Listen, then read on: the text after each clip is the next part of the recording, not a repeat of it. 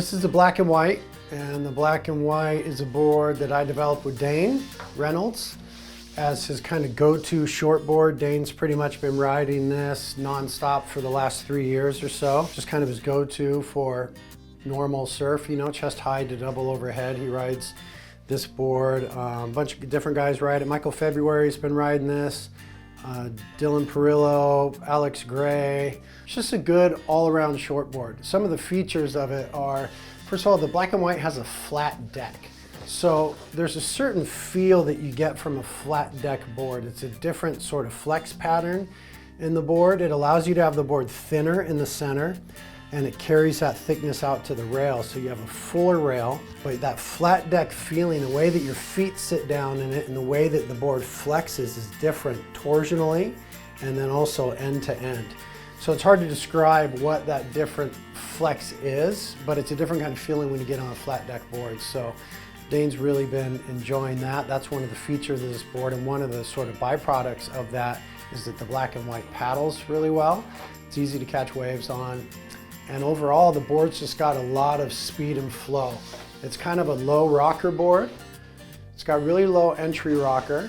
And then a pretty, we call this the engine of the board right here, from in front of the fins to the front foot. That's kind of the place where you generate speed. So it's got a long sort of curve right there with a lot of concave right here.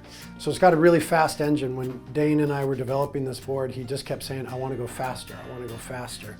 I want to go faster down the line. So we were testing the board at Rincon, and he's wanting a lot of down the line speed.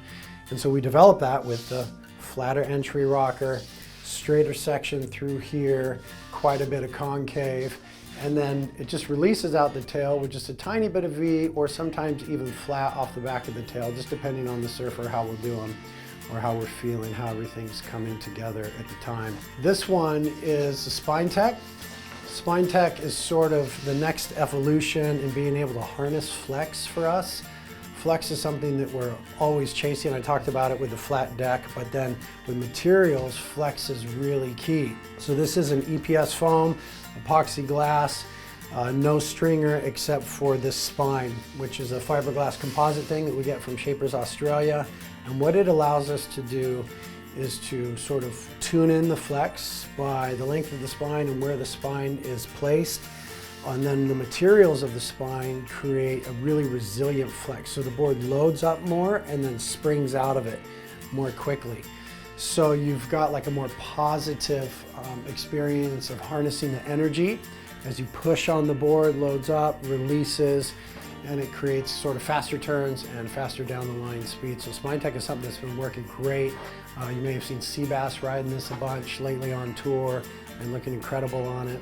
So we're super excited about this construction. And again, the next step in the evolution of harnessing and making the most out of the flex of a surfboard. So the black and white.